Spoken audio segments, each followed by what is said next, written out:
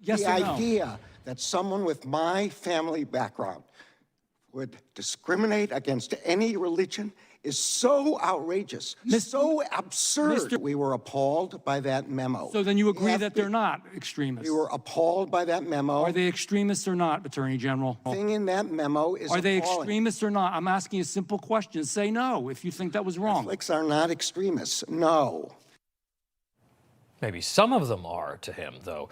That was Attorney General Merrick Garland responding to a barrage of questions from New Jersey Congressman Jeff Van Drew over his Justice Department's controversial memo and alleged surveillance operations that treated traditional Catholics as potential domestic extremists. This as the House Republicans battle over spending that could result in a partial government shutdown. Let's take all of this up with the man himself, New Jersey Republican Congressman and member of the House Judiciary Committee, Jeff Van Drew. Congressman, it wasn't a hard question, and you asked it probably 24 times. Why do you think he had such a hard time saying, no, this was wrong, and Catholics are not extremists, and we shouldn't be surveilling them? He had a hard time because it was difficult for him to just say the truth, or maybe he did think they were extremists. Here's the deal. He's the Attorney General. He's in charge of his Attorney General's office, the FBI, and the Department of Justice. And under this Department of Justice and this FBI, they have committed what I believe are just outrageous acts. This is just one of them. Imagine, though, I want people that are watching and listening to really understand. They were going to put undercover agents into various Roman Catholic churches. I personally believe probably other churches like evangelicals and God only knows, maybe some synagogues. We don't know because we can't get all the information.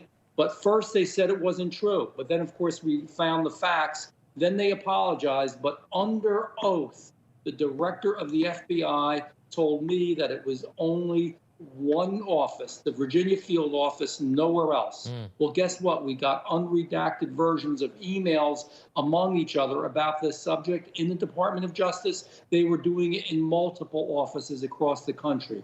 This is so wrong. We have something called in America freedom of religion. It disgusts me that this happened. He felt uncomfortable because he knows it was under his charge that all this happened. Louisiana Congressman Mike Johnson also pressed the Attorney General on his involvement in Special Counsel David Weiss's investigation into Hunter Biden. Garland appeared to tiptoe around a direct answer there. Watch this. Have you had personal contact with anyone at FBI headquarters about the Hunter Biden investigation? I don't recollect the answer to that question. I would not interfere with Mr. Weiss. So you have not, I'm just under oath today, your testimony is you have not had any discussions with Mr. Weiss about this matter? Under oath, my testimony today is that I promised the Senate I would not intrude in his investigation. Another IRS agent, Congressman, has apparently come forward accusing DOJ of interfering in Weiss's ability to prosecute Biden. Look, I realize that Congress has an oversight responsibility, but there never really is a Perry Mason moment here. Nobody ever seems to get in trouble for stonewalling you guys or even lying to Congress. You think these hearings are becoming a bit of a waste of time when, in terms of how the American people view them? Because, again, there's no accountability. Understand something. If we didn't have the Republican majority in the House of Representatives, you would know none of this.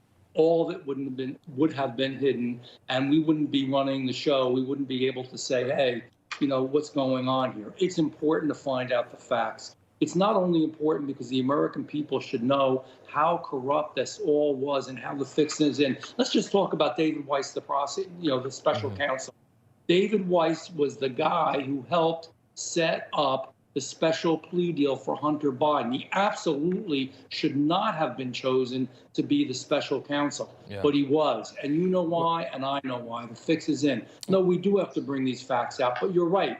We need accountability. That's what people say to me all the time. That's why we're having an impeachment inquiry, because all of this stuff can be tracked back to the White House, to Joe Biden himself, where people right around him. We need to look into this. I know it's very laborious at times, but it's very important. We need to know the truth. I just cannot imagine that you have no recollection of ever talking about the case involving the President of the United States' son. It just doesn't seem credible. He's not telling the truth. I want to shift gears with you here, Congressman. Significant infighting in the GOP caucus over this looming government shutdown. I don't like calling it a government shutdown. It's not really a government shutdown, but the spending impasse. House Speaker Kevin McCarthy seems to be pivoting from his proposed stopgap spending bill and appears to be relenting to sort of individual appropriations bill proposals floated in part by Congressman Matt Gaetz and the Freedom Caucus. Congressman, I think a lot of people are saying, who's calling the shots at this point? Is it the Speaker or is it Matt Gaetz and the Freedom Caucus?